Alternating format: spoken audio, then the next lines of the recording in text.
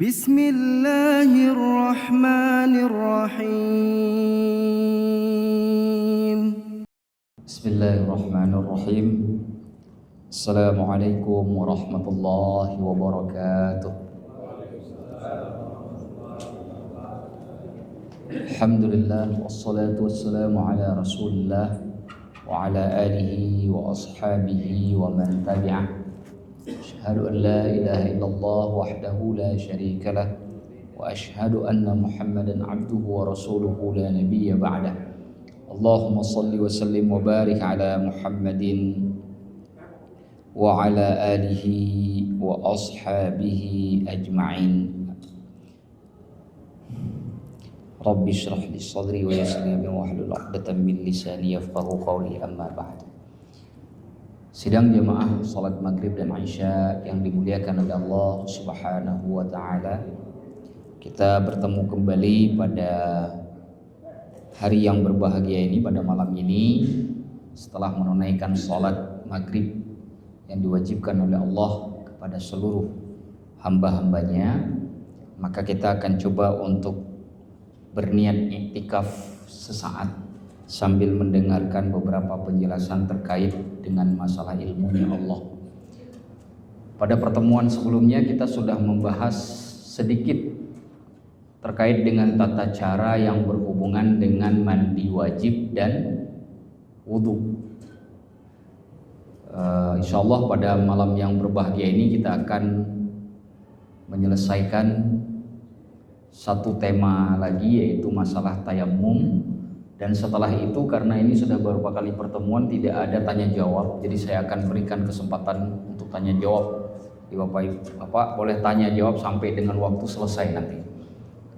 Jadi silakan disiapkan saja langsung pertanyaan terkait dengan pembahasan kita dalam beberapa pertemuan terkait dengan taharah. Sama saya pengennya nanyanya taharah karena itu tema pembahasan.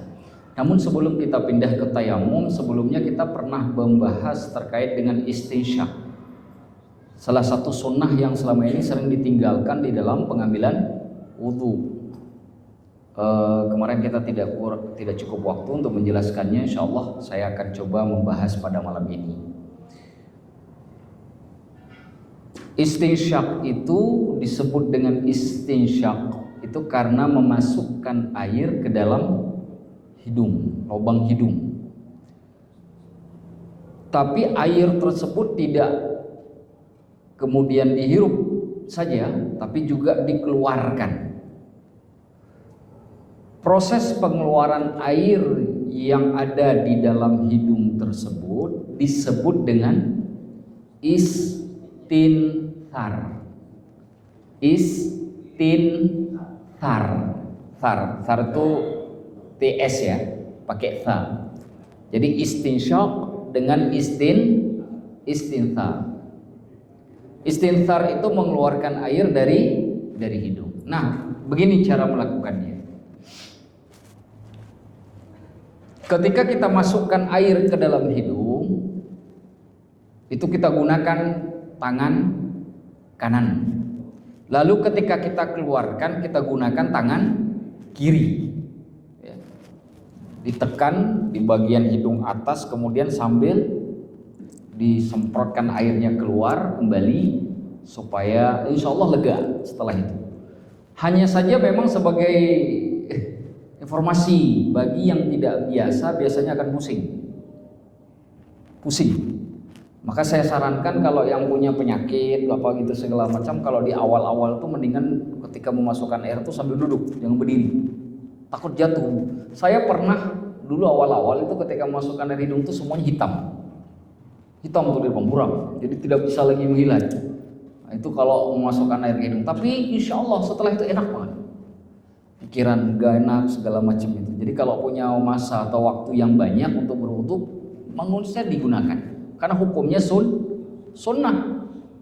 Bahkan dalam hadis Imam Bukhari disebutkan Rasulullah itu istansyaqa thalathan, 3 kali. Beliau beristinsyak itu masukkan air ke dalam hidung 3 kali. Wastanthara thalathan, dan 3 kali mengeluarkannya. Nah, kemudian para ulama membahas bagaimana cara memasukkan air ke dalam hidung. Ada 2 pola yang bisa dilakukan, yang mana saja boleh. Ada 2. Yang pertama, memasukkan air ke dalam hidung bersamaan dengan memasukkan air ke dalam mulut untuk kumur-kumur. Teknisnya, ketika kita mengambil air untuk kumur-kumur, setengahnya dimasukkan ke mulut, setengahnya dimasukkan ke dalam hidung. Bisa dipahami, Pak? Jadi, makanya kalau bapak-bapak kalau lihat ada orang ngambil wudhu itu biasa begini. Langsung tuh. Airnya di sini didiemin, yang di sini dikeluarin. Baru kemudian dia buang, baru dia buang lagi air dari mulut. Sekaligus masukinnya.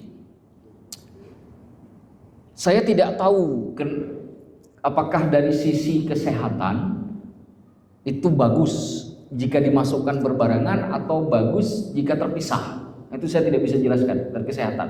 Tapi ini bisa, karena begini, kenapa ini penting juga saya sebutkan.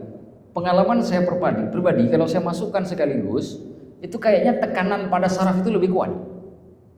Pengaruhnya lebih kuat dibanding kalau terpisah. Dan itu terus-menerus dilakukan 3 kali itu. Masukkan air ke mulut, kemudian ke dalam hidung sampai selesai 3 kalinya. Lalu pola yang kedua yang terpisah. Kita masukkan air ke dalam mulut, lalu kita buang sampai selesai 3 kali, baru kita ambil kembali 3 kali air untuk dimasukkan ke dalam hidung. Jadi dipisah. Ketika melakukan istinsyak dengan kumur-kumur. Imam An-Nawawi itu lebih menyukai pola yang pertama, pola yang digabung, Pak, antara yang kumur-kumur dengan yang dimasukkan air ke dalam hidung. Lebih disukai. Kenapa disukai? Tentu hal ini disebabkan karena cara pemahaman kepada dalil. Baik yang mengikuti pola pertama atau pola kedua, atau menganggapnya lebih baik pola pertama atau pola yang kedua, semuanya tetap merujuk kepada hadis yang sama. Tapi cara pemahaman ini kemudian membedakan dari 2 pola tadi manakah yang lebih baik. Akan tetapi mereka bersepakat bahwa dua-duanya boleh. Siapapun yang melakukan salah satu dengan 2 pola tadi, maka sudah mendapatkan hukum sunnah. Dulu saya waktu kecil-kecil itu kalau misalkan pergi ke musola di kampung itu hampir rata-rata orang masukin air ke dalam hidung, Pak. Dulu. Sekarang jarang kita lihat. Apalagi anak muda sekarang. Atau tidak tahu atau tidak mampu, itu 2 hal yang berbeda. Kalau tidak tahu karena tidak ada ilmu, kalau tidak mampu yang tadi itu. Kadang ada juga yang bilang pesan gak kuat, kenapa? Perih. Ada yang mengatakan begitu. Iya, kalau dipikir perih ya selamanya akan perih. Kenapa? Karena kan Allah bisa karena biasa. Nggak ada satu, nggak mungkin ada, nggak ada 2. Nggak mungkin ada enak kalau tidak sulit. Orang Arab menyebutnya wa man ladzatu illa ba'da ta'ib, kata orang Arab. Nggak ada kelezatan kecuali setelah susah payah. Tidak ada kelezatan setelah susah payah. Nah, itu terkait dengan istinsyak dan istinthar.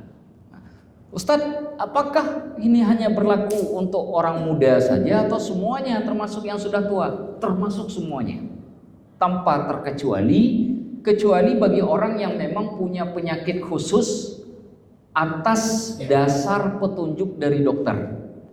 Nah, kata dokter ini hidungnya tidak bisa dimasukkan air, Pak. Nah, itu sudah tidak boleh. Bahkan hukumnya bukan sunnah, malah bisa jadi haram. Dalam kondisi seperti itu bisa jadi haram. Makanya ada kalimat al-hukmu yataghayyaru bitaghayyuril azman. Hukum itu dia bisa berubah karena waktunya bisa berubah. Berubah waktu bisa berubah hukum. Nah, itu terkait dengan istinsyak. Mari kita lihat sekarang tayamum. Sudah kita sampaikan bahwa tayamum dalam pendapat jumhur ulama itu membutuhkan niat. Membutuhkan niat. Karena membutuhkan niat, maka harus dilakukan beriringan dengan perbuatan tayamum tersebut. Sedangkan niat itu sendiri bagi tayamum itu bukan niat untuk menghilangkan hadas, tapi niat agar bisa diperbolehkan sholat. Nah, itu ingat betul-betul, hati-hati jangan sampai lupa. Bukan untuk menghilangkan hadas, Jadi kalau dalam kondisi masih hadas besar atau hadas kecil, begitu dapat air maka kita masih dihitung berhadas. Maka harus mengambil wudu atau mandi kembali. Tayamum ini dibolehkan di dalam agama itu bukan hanya karena tidak adanya air, tapi adanya air tapi tidak sanggup untuk digunakan. Ada dua sebab kenapa tidak bisa digunakan.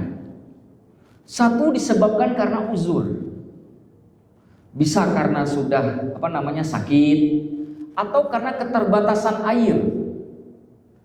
Airnya ada, tapi ini mau digunakan untuk masak dan minum. Kalau dipakai untuk berwudu, apalagi kalau di rumah ada 5 orang, itu kalau dipakai berwudu airnya habis, sehingga tidak bisa untuk digunakan buat minum dan juga tidak bisa digunakan untuk memasak makanan. Maka dalam posisi seperti itu juga boleh bertayamum. Yang kedua, air itu ada, sudah dicari ada, tapi tidak ada kemampuan untuk mengambil. Contoh misalkan kita pergi ke satu tempat seperti orang-orang yang suka naik gunung, lalu melihat ada sumber air. Begitu sampai ke tempat sumber air itu ada singa yang juga sedang minum, sehingga kemudian kalau airnya kita ambil, bisa saja dia bukan hanya dapat minum sekaligus dapat makan. Maka dalam posisi seperti itu kita juga masih bisa bertayamum. Hanya saja yang harus dicatat adalah tayamum tidak boleh dilakukan sebelum air dicari bagi yang tiada ada air. Saya ulangi ya. Tayamum tidak boleh dilakukan kecuali bagi orang yang sudah tidak memiliki air. Sudah mencari air ketika airnya sudah tidak ada. Tapi bagi orang yang tidak mampu, ya tidak perlu dicari. Katakanlah contohnya seperti ini, rumah kita mati lampu karena kita semuanya sekarang menggunakan listrik. Jadi mati lampu, air pun putus. Tidak boleh langsung mengambil tayamum. Kenapa? Karena di sekeliling kita ada tetangga yang bisa kita minta. Ustadz, semua tetangga sudah saya minta, nggak ada yang ngasih. Pergi ke masjid, karena di masjid juga ada air. Kalau di masjid juga kering Ustadz, kata Imam Az-Zarkashi, dalam ketiadaan air dan kita tidak tahu lagi untuk mencarinya kemana, maka pola yang dilakukan, jika kita berada di suatu tempat, naik di tempat yang ada gundukan. Ini kalau misalkan kita berada di tanah lapang, cari tanah yang ada gundukan, naik ke atas tanah yang agak tinggi tersebut, lalu lihat ke semua arah. Sejauh mata memandang tidak ditemukan air, maka boleh tayamum. Itu caranya. Tapi ada yang menggarisbawahi, kalau diketahui bahwa di satu tempat itu ada air yang bisa dicapai. Kalau Kiai Haji Muhammad Nawawi Al-Bantani itu menyebutnya menghitungnya dengan 2,5 kilo. 2,5 kilo itu ada air, maka tetap tidak boleh tayamum. Contoh kalau kita di sini kira-kira yang 1 kilo dari sini apa Pak? Pondok Kopi? Pondok Kopi masih 1 kiloan ya? 1 kilo. Di sini kering, Pondok Bambu nggak ada air, kering. Pondok Kopi hujan. Hujan deras. Maka tidak boleh orang Pondok Kopi itu tayamum, karena airnya masih bisa didapat di Pondok Kopi. Tapi kalau di Pondok Kopi dari Darius 2,5 kilo itu tidak diketahui adanya air, maka boleh kita melakukan tayamum. Jadi ada dua, saya ulangi, ada dua. Satu, kalau tidak diketahui air sama sekali, ada ataupun tidak, maka cara menghitungnya dengan melihat ke seluruh sisi sejauh mata memandang. Tapi kalau diketahui ada air di satu tempat, maka jarak yang dihitung adalah 2,5 kilo. Jadi misalkan nih dari tempat kita ada sungai, tapi jaraknya 3 kilo. Jaraknya 3 kilo. Maka kita sudah boleh tayamum di sini, tidak perlu cari air itu. Meskipun di sana ada misalkan sungai, tetap boleh mengambil tayamum.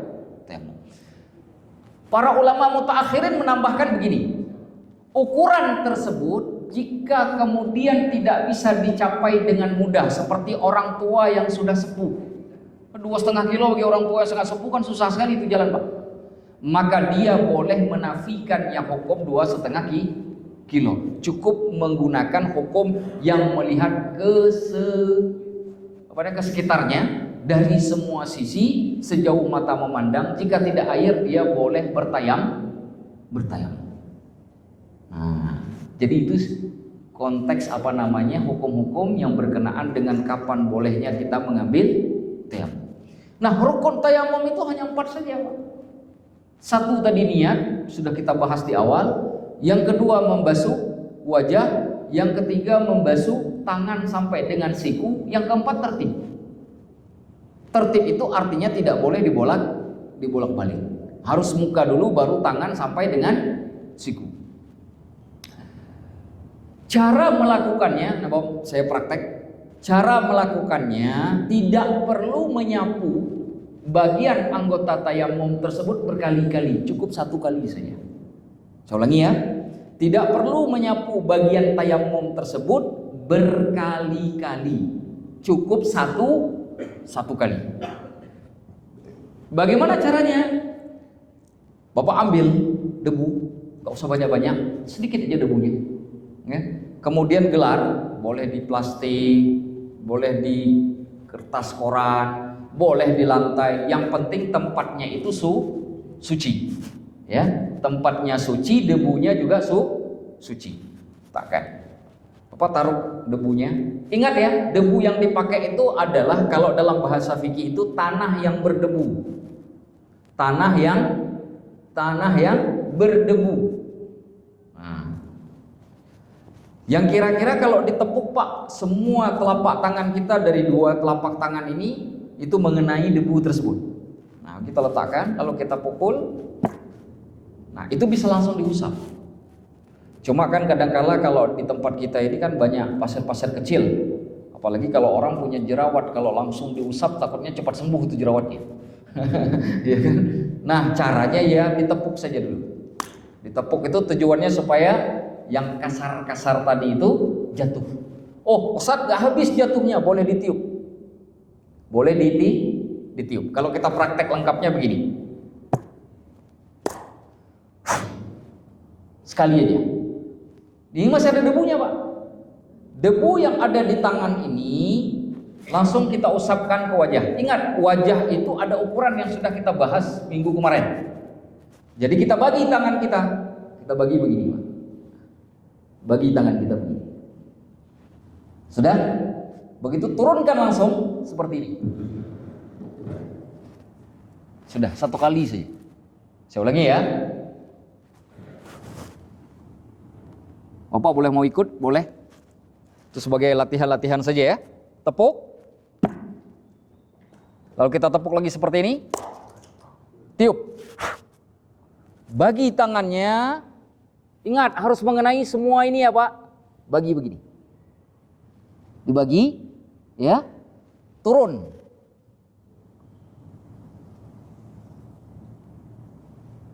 Nah. Ini ketika diturunkan begini, Pak. Ini diturunkan nih. Ini tangan ini, Bu Jari lihat, Bu Jari. Bisa ya? Kita ulang sekali lagi ya. Kita tepuk ke tanah. Lalu kita tepuk antara 2 tangan, 2 telapak tangan, lalu kita tiup. Baru kita usap. Jangan langsung diusap, letakkan saja dulu seperti ini di atas. Ya kan? Ini masih naik, lalu turunkan tangannya seperti ini. Nah, baru tarik ke bawah. Sudah, selesai. 1 kali saja. Bagaimana dengan tangan? Tangan juga sama. Ingat, setiap kali usap itu harus ditepuk ulang. Kita tepuk lagi untuk tangan. Sudah? Ini yang ada di telapak tangan kanan itu untuk tangan kiri. Yang ada di telapak tangan kiri untuk sebelah kanan. Boleh ngusap kiri dulu, boleh ngusap kanan dulu. Dua-duanya sah, tapi yang sunnah kanan terlebih dahulu. Kita usap kanan dulu. Ingat, cara melakukannya tapaknya dibagi 2, Pak. Telapak tangannya dibagi, setiap telapak tangan ini dibagi 2. Yang bagian ujung tangan itu untuk bagian bawahnya. Jadi tangannya harus seperti ini tangannya. Ya, tangannya satu, yang sebelah kanan seperti ini. Yang bagian depan itu kita taruh di sini. Nih, seperti ini, Pak. Seperti ini. Sudah. Tarik sampai dengan siku. Sudah. Lalu diputar tangan kirinya yang diputar. Jangan kanannya yang diputar. Jangan kanannya yang diputar. kirinya diputar. Nah, sudah, baru kemudian tarik. Nah, berakhirnya di sini, di ibu jari. Nah, di ibu jari berakhirnya. Karena tadi begini kan ke ibu jari nggak kena kan? Kan belum kena ibu jarinya. Maka berakhirnya harus di sini. Kita ulangi lagi. Bapak taruh letakkan tangan begini. Kita tarik. Tarik. Sudah? Diputar tangan kirinya, Pak. Jangan kanannya diputar. Nah, baru setelah lengket, baru boleh putar kanannya. Nah, tarik. Sudah? Ini berakhirnya di sini. Kita pindah ke tangan kiri. Kan kiri seperti ini. Ujung jarinya letakkan di sini. Yang sebelah, yang setengah depan. Yang paling ujung. Kita tarik. Tarik sampai dengan siku. Lalu diputar. Baru boleh diputar ini. Setelah ini diputar, ini nggak apa-apa kalau diputar. Nah, baru kemudian kita usap lagi ke bawah. Ingat berakhir juga di ibu jari. Nah, gampang kan? Nah, itu caranya, Pak. Jadi Bapak nggak usah capek-capek. Nggak perlu begitu, Pak. Saya capek-capek begitu. Itu kalau ada pasir habis itu tangan bisa luka itu. Apalagi kalau baru digigit nyamuk tadi malam. Mau udah itu bisa berdarah itu. Nah, jadi cara seperti itu yang paling bagus dilakukan supaya bisa pertama bisa mengenai semua sisi, ya, dari ujung sampai ke ujung kembali, ya, bahkan sampai juga pangkal ke sikunya, dan itu insya Allah juga bisa membuat rata di seluruh anggota tayamum. Itu saja. Kita ulang sekali lagi, Pak, ya. Nah, dari awal kita tepuk, ya, Pak. Oh, niat dulu sekali. Mau pakai bahasa Arab atau bahasa Indonesia? Hah? Bahasa Indonesia aja ya. Sahaja aku bertayamum. Coba diulang, Pak. Sahaja aku bertayamum agar dibolehkan sholat karena Allah Ta'ala. Atau agar diperbolehkan sholat karena Allah Ta'ala. Sahaja aku bertayamum agar diperbolehkan sholat karena Allah Ta'ala. Sudah, begitu aja, Pak. Tepuk. Kita tepuk lagi. Tiup. Ke muka. Takkan dulu, jangan langsung diusap. Turunkan yang diangkat ke bawah, baru ditarik. Ingat, tariknya jangan begini ya. Kalau tarik begini ini nggak kena. Kalau tarik begini ini nggak kena, nggak sah. Jadi begini, tetap. Ini turun aja ke bawah. Cuma ini saja yang kemudian ditutup. Yang tadi terbuka kan, Pak? Seperti ini, tutup, turun. Cukup? Sudah? Kita tepuk lagi. Lagi, tiup. Bagi dua, taruh tangan kanan di tapak tangan kiri, lalu tarik sampai menuju siku. Lalu tangan kirinya diputar, jangan kanan. Baru diputar tangan kanannya. Tarik lagi, berakhir ibu jari dengan ibu jari.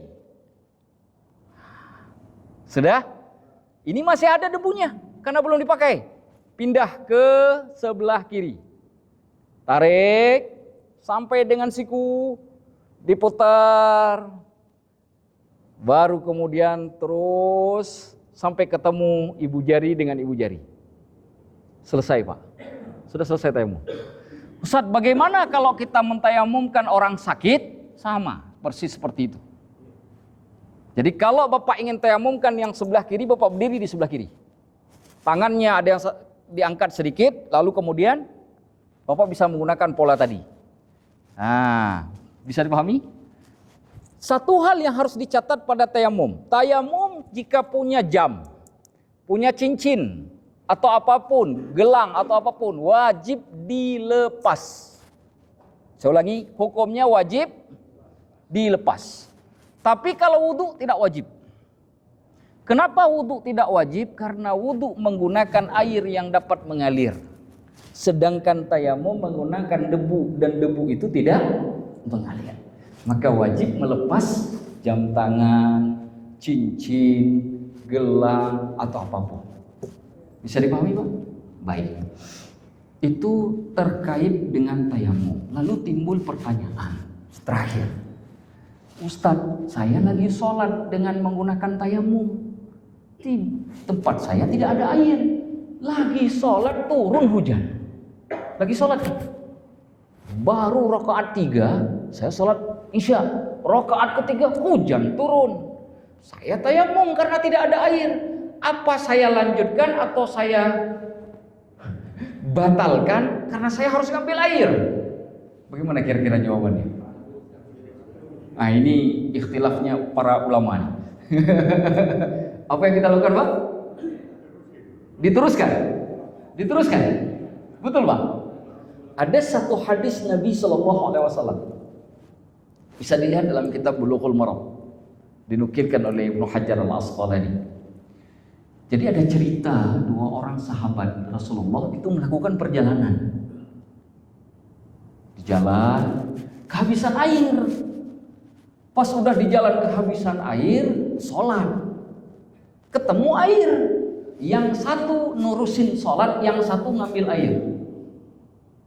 Yang satu nurusin sholat, yang satu ngambil air, sholat ulang. Ini kalau zaman kita mesti ini 2 orang berkelahi nih.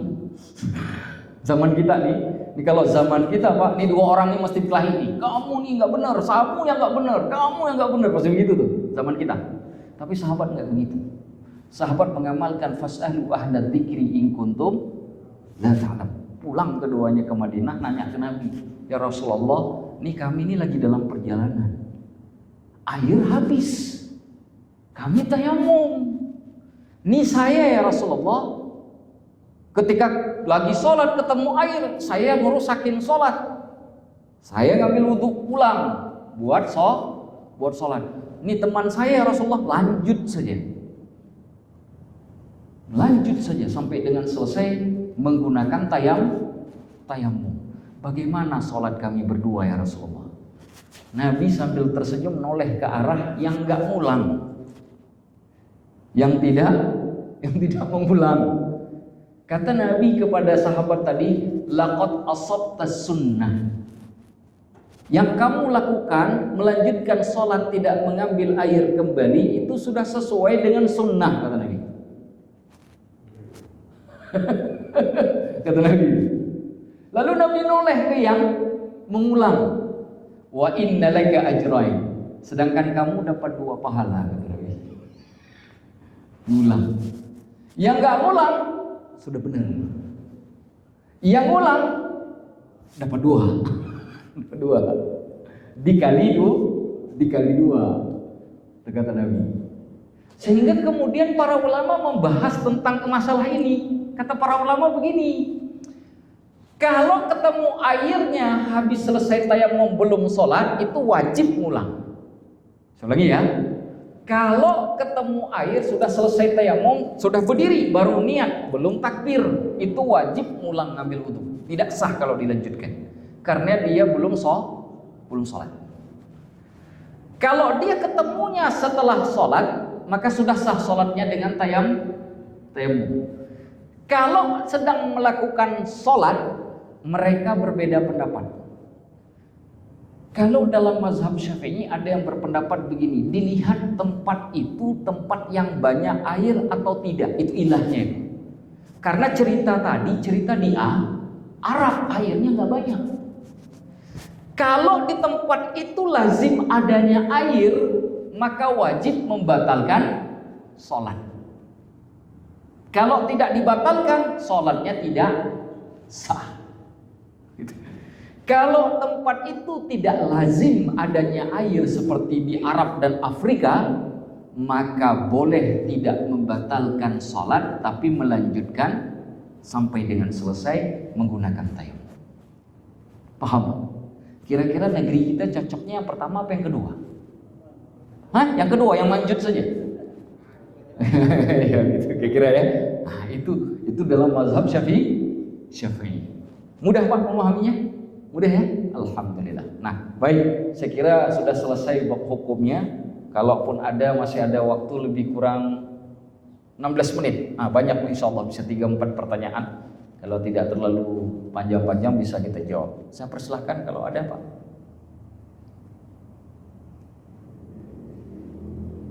Kalau tidak ada bisa kita istimewa. Iya Pak. Kalau kita sakit, apa langsung aja bisa tayamum? Kalau kita sakit, maka harus ditanya dulu, apakah penyakitnya tidak boleh terkena air atau tidak? Kalau penyakitnya tidak menghalangi kita untuk berwudu, ditanya kembali, ada yang ngambil air atau tidak? Kan ada juga Pak yang kita lihat di televisi itu orang yang sudah uzur, nggak sanggup bangun dari tempat tidur tapi tinggalnya sendiri. Ya kan? Itu boleh langsung bertayamum. Tapi ini punya anak, punya istri di rumah, nggak boleh langsung tayamum. Ada yang bisa ngambil air wudu, tidak terhalangi dari air wudu. Maka orang yang sakit dalam kondisi seperti itu tidak boleh langsung bertayamum. Wajib mengambilkan air wudu. Dan saya sering bilang, ahli waris kalau ada orang tuanya sakit, bahkan di rumah sakit sekalipun, itu urusin masalah wudu dan tayamumnya. Jangan cuma nunggu kapan beliau meninggal buat ngambil harta warisan. Ke rumah sakit nggak pernah datang. Sholat orang tua nggak pernah ngurusin. Giliran meninggal dia duluan. Mana jatahku? Subhanallah. Azab betul punya anak seperti itu ya Allah. Ya minimal lah kalau nggak ngurusin orang tua di rumah sakit jangan minta yang pertama lah. Kalau ada ya ada, kalau nggak ya nggak usah protes. Kenapa kamu nggak ngurusin? Harusnya begitu kan? Dalam bahasa kita namanya tahu diri. Tapi intinya begini, kita nggak mau ngambil yang itu, kita ngambil yang perfect. Urusin orang tua. Gak bisa tayamum, ambil debunya. Beliau bisa wudu, ambil airnya. Wudukan dan tayamumkan. Kita bisa mewudukan orang lain. Wudukan. Lalu tunggu sampai beliau sholat. Kenapa kita tunggu? Karena kita tidak tahu, jangan-jangan beliau pingsan, jangan-jangan beliau hilang akal. Kan namanya orang sudah uzur, sakit pula. Ditunggu. Kalau sudah selesai baru kita pergi. Ada anak 4, boleh tuh bagi-bagi tugas. Nah kira-kira begitu. Wallahu a'lamu bishawab. Begitu kira-kira jawabannya Pak. Kalau membutuhkan orang sakit dia nggak bisa bangun, boleh tidak? Ya, dibangunkan, diwudukan di tempat tidur Pak. Bagaimana cara mewudukannya? Saran saya ambil yang wajib-wajib saja. Muka, tangan sampai dengan siku, 2 tangan sampai dengan siku, kepala dan kaki sampai dengan mata kaki. Jangan disuruh kumur-kumur. Orang sakit udah uzur disuruh kumur-kumur wudunya. Capek, basah bantalnya seluruhnya. Yang wajib. Jangan disiram, dibasuh saja. Yang penting airnya sampai ke seluruh anggota wudu. Bisa dipahami Pak ya? Alhamdulillah. Begitu Pak, insyaallah. Mengenai debunya itu kan, kalau kita umpamanya di perjalanan, terus kita di pesawat 10 jam, gimana tuh? Apa kita tayamum dengan debu itu apa kursi apa? Iya. Kalau kita di darat tidak bisa menepuk di tempat duduk. Kenapa? Tidak ada unsur tanahnya, ada unsur debunya tapi tidak ada tanahnya. Harus turun dari mobil. Tapi kalau di udara, Pak, nggak mungkin pesawatnya disuruh kiri. Pak supir, kiri kemana kata supirnya, kata pilotnya. Itu di atas sana atau di laut itu pengecualian yang tidak disamakan dengan darat. Karena tanah adanya di darat, enggak di udara, enggak di laut. Maka dalam kondisi di darat enggak boleh asal tepuk, turun di luar banyak tanah campur debu. Bukan cuma debu, tapi kalau di udara sama dengan di laut, maka cukup hanya bersandar kepada debu saja. Dan debu di dinding ini ada debu Pak, cuma tidak terlihat. Tidak boleh mengambil debu yang tak terlihat jika ada debu yang terlihat. Itu hukumnya begitu Pak. Tapi ketika tidak bisa mengambil debu yang terlihat, seperti kita di udara sana, di atas di pesawat, Kita mau naik haji atau naik umroh gitu kan, atau kita pergi ke luar negeri yang jauh seperti ke Amerika, berangkat dari Indonesia itu bisa kehilangan 1 hari malah di jalan itu. Maka dalam posisi seperti itu, maka boleh menggunakan debu yang tidak terlihat.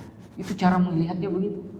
Nah, tapi memang ada pendapat di Indonesia, di kalangan orang-orang kita yang membolehkan langsung menggunakan debu tidak terlihat. Ada Pak? Nah, tapi saya tidak cenderung kepada pendapat ini, karena pendapat ini menurut saya agak sedikit melonggarkan, terlalu melonggarkan. Saya lebih senang yang pertengahan. Jadi kalau di darat nggak sulit kita turun dari mobil. Ustaz di di tol, ya kan ada ada rest area, ya kan? Kalau lagi macet, apalagi lagi macet di samping jalan itu, kalau ada habis semennya, aspalnya udah selesai, itu kan ada tanahnya itu. Kalau di tol kan, itu pakai, nggak perlu harus di tempat duduk, masih bisa diambil Pak. Tapi di udara, di laut, tidak mungkin kita suruh Pak Nakhoda, Pak pilot suruh berhenti dulu. Kalau pilotnya berhenti kemana? Kalau nakhodanya disuruh minggir kemana? Orang di tengah laut, ya kan? Nah itu ceritanya berbeda. Makanya saya katakan al-hukmu yataghayyaru bitaghayyuriz zaman tadi, sesuai waktu.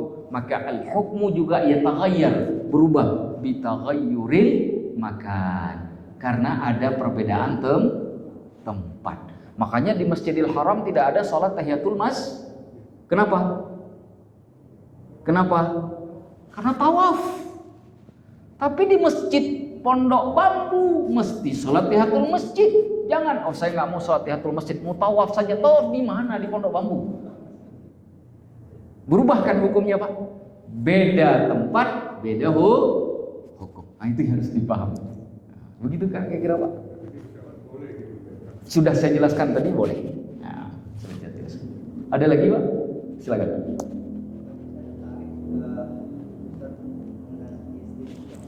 Iya.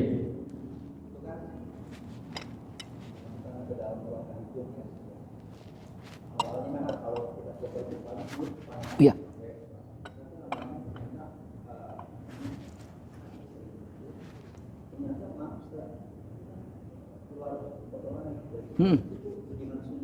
Kenapa harus mengeluarkan itu, atau hanya sekedar meniru buang biasa, atau karena kan biasanya kalau itu maaf ya ada infus kecil itu pada keluar. Ya. Nah itu secara tadi saya jelaskan sunnah istinthar, mengeluarkan hidung dari air dari hidung. Itu ditekan sedikit dengan menggunakan tangan kiri. Ditekan. Kenapa ditekan? Supaya tekanannya kuat, Pak. Kenapa biar tekanannya kuat? Supaya pembersihannya total. Karena ketika kita keluarkan air itu, maka yang tersumpal, yang keras-keras tadi juga ikut keluar. Jadi ini pembersihan sebenarnya. Karena hakikat dari wudhu adalah pembersihan. Hakikat dari wudhu adalah pembersihan. Makanya meskipun tidak diwajibkan untuk menggosok misalkan pada bagian tubuh dalam mazhab Syafi'i, tapi tetap dihitung sunnah menggosok itu. Enggak cuma hanya menyampaikan air begini saja. Asal nyampe air sudah sah dalam mazhab Syafi'i, tapi belum mendapat sunnah. Kalau mazhab Malik malah justru enggak sah. Wajib menggosok untuk menghilangkan kotoran. Jadi ini sebenarnya kebersihan sih sebenarnya. Hal yang sama berlaku dengan istinsyak dengan istinthar tadi.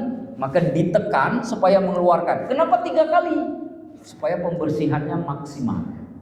Pembersihannya maksimal. Masukkan dengan tangan kanan, lalu tekan dengan tangan kiri, dan di dikeluarkannya bisa, nggak mesti harus, bisa sampai 2 kali, bisa 3 kali kalau dirasa masih ada, nggak masalah.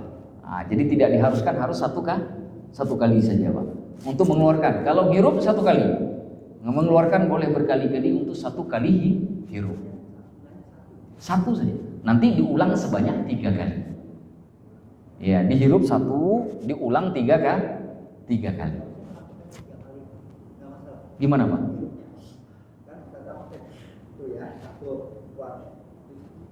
Iya 3 kali Pak. 3 kali sunnahnya. Sunnahnya 3 kali.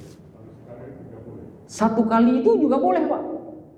Dalam perbuatan Islam 3 kali itu dalam aturan wudu itu hukumnya sunnah 3 kali itu. Iya 3 kali itu ada dalilnya Pak. Rasulullah tawaddoa marrotan 1 kali. Dalam riwayat Abu Daud yang lain marrotaini 2 kali. Dalam riwayat yang lain salasa marrat 3 kali. Tidak ada yang 4 kali. Kalau 4 kali kata para ulama jatuhnya haram karena membazir air. Minimal 1, maksimal 3. Berlaku untuk semuanya. Mulai dari cuci tangan, mau istinsyak, mau istinthar, sampai dengan cuci kaki. Wallahu a'lam bishawab. Batasnya 3 kan? 3 kali. Tapi kan menentukan kita 3 kali itu kan berapa juga. Biasanya kita 2 kali aja daripada takut lebih.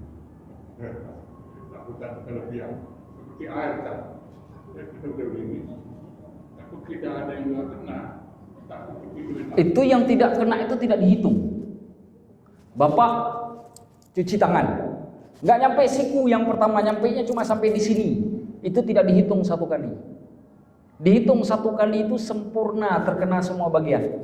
Yang begini tidak dihitung. Bapak harus ngulang. Yang tadi yang kedua kita cuci begitu terkena seluruh anggota wudu itu dihitung baru 1. Nah di situ makanya cara mengambil wudu bukan masalah kena atau tidak kena, tapi kehati-hatian kita dan fokusnya kita dalam wudu. Makanya kenapa sunnah tidak boleh ngomong. Kenapa sunnah tidak ngomong dalam wudu? Supaya fokus. Ini kalau ngomong, gimana kabarnya? Itu juga jelas itu. Kena apa enggak? Betul kan? Makanya dihitungnya 1 kali itu jika sudah sempurna mengenai anggota wudu. Bisa dipahami Pak ya? Alhamdulillah. Masih bisa Pak 1 pertanyaan lagi kalau ada? Sudah 4 menit. Silahkan Pak. Iya Pak. Jadi kalau dalam satu rumah ada 5 orang, karena air itu kalau kita pakai untuk wudu, jadi nggak bisa masak. Apakah boleh bekas air untuk wudu itu kita pakai untuk masak atau? Kalau bekas wudu dipakai untuk masak, selama memang Bapak pastikan masih suci, ya nggak masalah. Yang nggak boleh bekas air wudu dipakai untuk wudu kembali, itu yang nggak boleh. Misalkan ada salah seorang anggota keluarga berwudu, lalu kita tampung airnya, karena airnya tinggal sedikit nih, buat dipakai oleh anak, itu tidak sah. Disebut air mustamal. Tapi kalau dipakai untuk masak dan minum, ingat air mustamal itu air suci, tapi tidak mensuci. Suci itu artinya boleh dikonsumsi. Cuma secara medis, kalau memang benar suci secara medis, Bapak juga nggak jijik misalnya, ya nggak apa-apa. Nah kan gitu kan?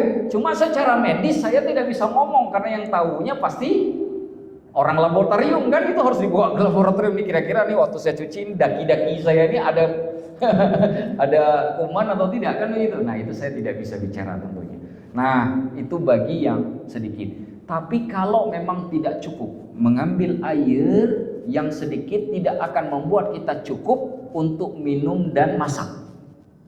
Itu tidak perlu Bapak tampung, tidak perlu langsung, tidak perlu lagi menggunakan air itu untuk wudhu, langsung tayamum saja. Misalkan Bapak punya air 1 aqua, 1 galon aqua kecil itu Pak, yang baru yang 1 liter, itu cukup buat minum sama buat masak. Kalau dipakai buat wudhu 5 anggota keluarga, itu sudah nggak bisa minum, sudah nggak bisa masak. Bapak nggak usah kemudian yang tadi Bapak tanyakan, pakai saja air itu lalu ditampung biar bisa masak. Nggak usah Pak, langsung aja tayamum. Nah, nggak usah ditampung karena hukumnya sudah tercapai. Karena dihitung cukup 1 kali pakai. Bisa dipahami Pak ya? Alhamdulillah. Cukup Pak? 1. Kalau hukum kencing berdiri gimana? Itu Bapak dibahas dalam kitab Riyadhus Shalihin karangan Imam An-Nawawi. Di sini ada pelajaran Riyadhus Shalihin, Pak. Kitab Riyadhus Shalihin dipelajari nggak di sini? Itu di kitab Riyadhus Shalihin itu ada 2 hadis. 1 hadis menyebutkan Rasulullah Shallallahu Alaihi Wasallam itu kencingnya sambil duduk. Yang kedua, disebutkan Abdullah bin Umar itu kencing sambil berdiri ketika di perjalanan. Lalu para ulama fikih mengatakan begini, ada dua. Kalau tidak terpaksa ya duduk. Karena perilaku yang dilakukan oleh Abdullah bin Umar di jalan itu, karena beliau dalam perjalanan harus terpaksa begitu. Sudah pahami, Bang? Kalau tidak terpaksa ya duduk. Ada juga pendapat yang mengatakan kencing berdiri boleh, tapi afdolnya duduk. Ada begitu, Pak. Cuma kita lihat konteks. Sekarang semua tempat kencing berdiri, Pak. Gak mungkin Bapak duduk. Kenapa? Tempat kencingnya gantung. Kalau Bapak kencing di bawah, Bapak dimarahin DKM. Kenapa? Bikin najis. Ya kan? Jadi kalau sudah disiapkan dia gantung, mau tidak mau ya berdiri, Pak. Itu hukum Abdullah bin Umar yang di perjalanan tadi. Walaupun kita tidak di jalan. Tidak musafir maksudnya. Begitu, Pak ya? Nah, saya kira cukup sampai di sini. Nah, saya cukupkan di sini. Semoga bermanfaat bagi kita semua. Walaupun sedikit yang kita bahas, tapi tetap saja memberikan faedah khususnya buat kami sendiri yang menyampaikan. Saya akhiri sampai di sini. Aku qouli hadza wa astaghfirullahal azim. Wassalamualaikum warahmatullahi wabarakatuh. Alhamdulillah. فبأي آلاء ربكما تكذبان